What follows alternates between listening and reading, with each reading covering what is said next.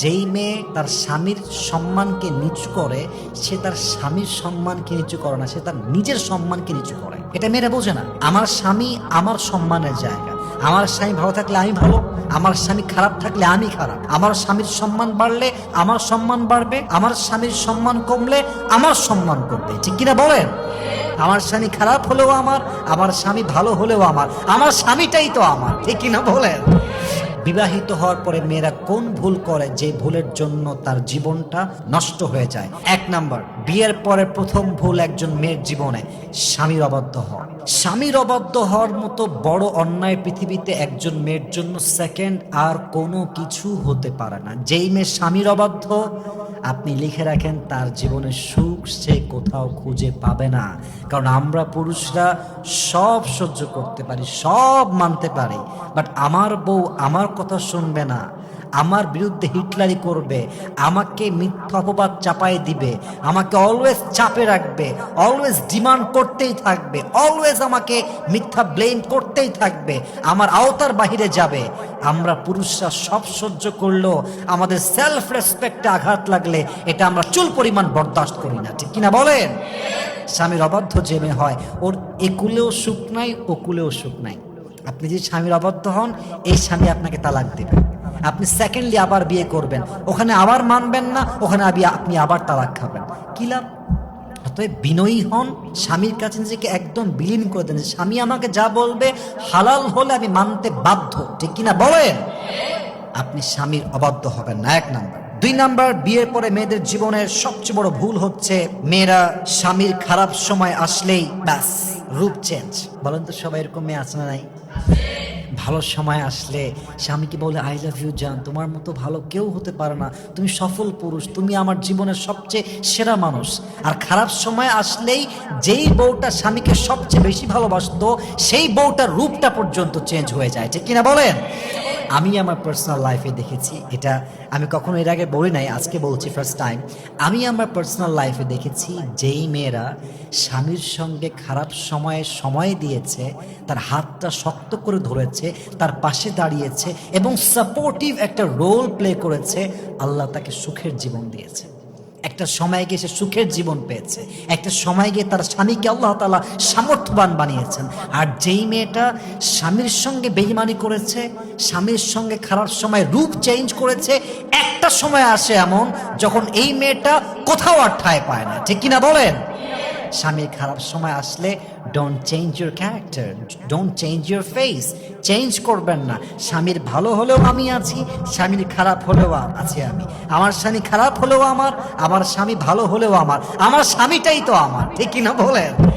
অতএব স্বামীর জন্য অবশ্যই সাপোর্টিভ রোল প্লে করবেন, আপনার জীবনটাকে সুখময় করবে একজন, তিনি কে? 3 নাম্বার, অনেক মেয়ে দেখবেন স্বামীর বাড়ির কথা অন্য বাড়ি দিয়ে লাগায়। স্বামীর বাড়ির কথা হচ্ছে 4 দেয়ালের মাঝে সীমাবদ্ধ, এটা বাহিরে বের করলেন মানে আপনি শেষ, আপনার সব শেষ। অনেক মেয়েরা এটাকে খুব ইজি মনে করে যে আরে আমি বলতেই পারি, কি ব্যাপার, বলা যায়, সমস্যা কি? বোনের বাসায় গিয়ে বলে, বান্ধবীর কাছে গিয়ে বলে, মায়ের কাছে গিয়ে বলে। ইভেন আমার তো মনে হয় যে আজকালকার যুগে বেশিরভাগ ডিভোর্স হয়ে যায় জাস্ট মেয়ের মায়ের কুটনামির জন্য। ঠিক কিনা বলেন? মেয়ের মা মেয়েকে কল দিয়ে দিয়ে কুটনামি শেখায়, এইটা করবি, ওইটা করবি না, ওইটা বলবি, এইটা বলবি না, এমনে এমনে এমনে এমনে শিখায় দেয়। আর মেয়েটা যখন ওরকম অ্যাক্ট করে মায়ের কথা অনুযায়ী, পুরুষের মন থেকে উঠে যায়। এই জন্য মেহেরবানি করে স্বামীর বাড়ির কথা স্বামীর বাড়িতে শেষ। যখন মায়ের বাসায় যাবেন ভিন্ন বিষয় আলাপ হবে, স্বামীর বিরুদ্ধে কোনো কথাই হবে না। স্বামী আমার ভালো হোক, স্বামী আমার খারাপ হোক, স্বামী একমাত্র আমার। স্বামীর ব্যাপারে খারাপ কথা বলা মানেই মাথায় রাখবেন, যেই মেয়ে তার স্বামীর সম্মানকে নিচু করে, সে তার স্বামীর সম্মানকে নিচু করে না, সে তার নিজের সম্মানকে নিচু করে। এটা মেয়েরা বোঝে না। আমার স্বামী আমার সম্মানের জায়গা।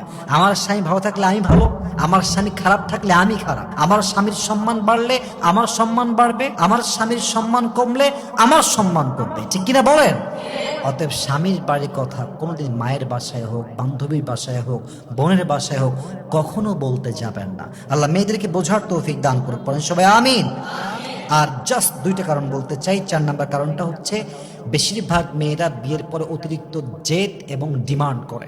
যেই মেয়েরা জেদি হয় সংসার তাদের জন্য নয়, সংসার হচ্ছে সেই মেয়েদের জন্য যারা স্যাক্রিফাইস করতে পারে, যাদের মাঝে স্যাক্রিফাইস করার একটা মেন্টালিটি আছে। যেই মেয়েরা জেদি হয়, যাদের ডিমান্ড আকাশচুম্বী, এটা চাই ওটা চাই, ওটা দাওনি কেন, এটা দাও না কেন, এখনই দাও, এখনই লাগবে, এই মেয়েদের জন্য সংসার নয়। আই এম সো সরি, এদের জন্য সংসার নয়। সংসার হচ্ছে স্যাক্রিফাইসের জায়গা, সংসার ত্যাগের জায়গা, সংসার মানিয়ে নেওয়ার জায়গা। সংসার এমন একটা জায়গা, আপনি দেখছেন আপনার সামনের মানুষটা ভুল, তবুও চুপ থেকে সবর করার নামই হচ্ছে সংসার, ঠিক কিনা বলেন?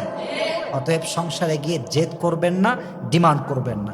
সর্বশেষ কথা, লাস্ট অ্যান্ড ফাইনাল কথা, দেখেন আপনার স্বামী জাস্ট দুনিয়ার সাথী নয়, এটা আপনার জান্নাতের সাথী, এটা আপনার চিরজীবনের সাথী, এটা আপনার সন্তানের বাবা।